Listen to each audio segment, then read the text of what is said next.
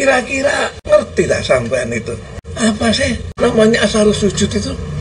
Asarus sujud itu simahum, tanda atau alamat.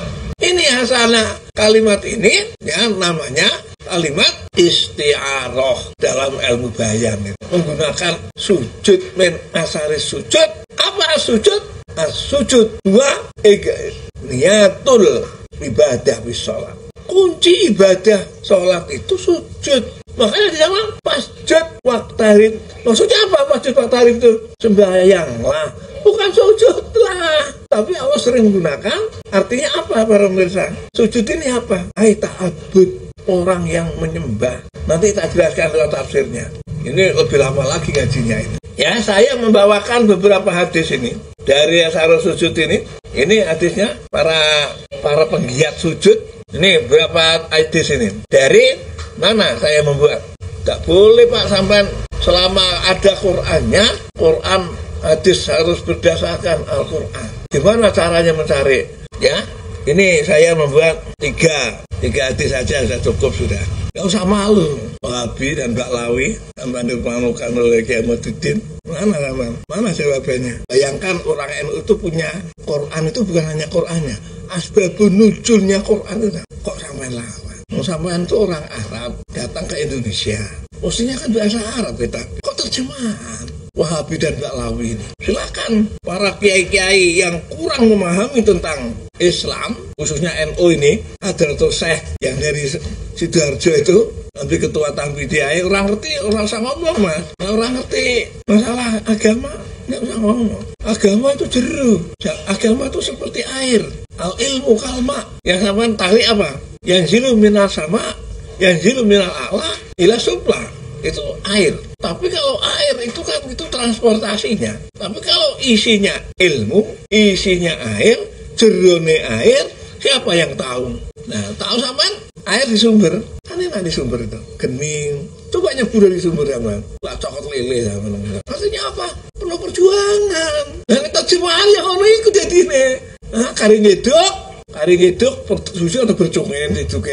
Coba air, karena air yang itu. Kalau air yang di lautan itu, di samudra ya apa terus? Itu gambaran ilmu. Jangan Islam. Ini khususnya Rais Surya, Rais Amin. Jangan sampai jadi pimpinan NU kayak Peter Dewe. Masa uang sobo sampai entek aman gitu. Ya sampaikan nih sama orangnya itu. Ya ternyata sampai nggak ngerti Pak Lawi, nggak ngerti sanad. Itu sanadnya orang masih ya. Nah, sanadnya hadis ngerti ini sama. Sanadnya hadis itu katanya sanadnya orang itu silsilah itu kan tinggal cari banyak-banyakan buku itu udah ketemu. Nah, ya coba kalau sanadnya hadis di mana menemukan buku-bukunya untuk mengetahui sanadnya itu dari hadis yang diterima oleh atau Imam Syafi'i contohnya atau Imam Malik atau Imam Ahmad. Ini semua sanadul hadis. Dari mana sampai tahu sanadul hadis? Nah, ini yang repot. Saya tanya sekarang. Imam Syafi'i itu tokoh berapa? Nggak ngerti kan? Imam Malik tokoh? Nah, ngerti kan? Imam Hanafi tokoh? Imam Hanafi itu mas tokoh dua, bukan tokoh satu. Tapi statusnya namanya apa? Ru'yatun Nabi. Bukan orang yang sehidup Nabi, namanya Ru'yatun Nabi. Kalau ada istilahnya. Lalu punya murid namanya Malik. Nah, sekarang Imam Malik itu belajar Imam Hanafi itu umur berapa? Setanya berapa itu? 90 tahun. Imam Malik lahir 90 sampai 160.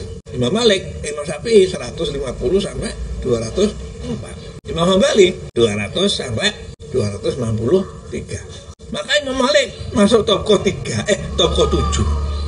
Nah, jauhnya gitu.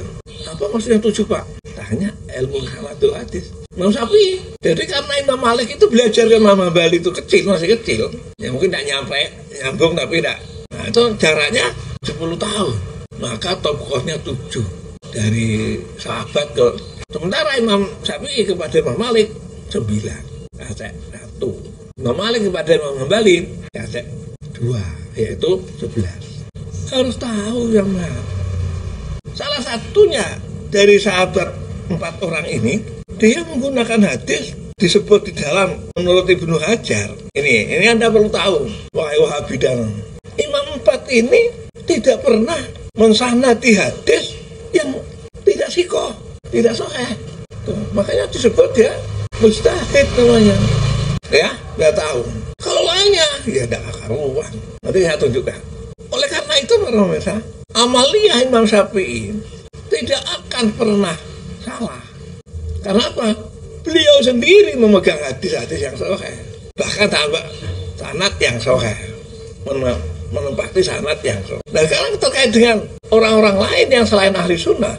Ini di sini para orang nahdiyin, ya. Kenapa kita ikut Imam Pak? Tidak jelas ya bayang tadi.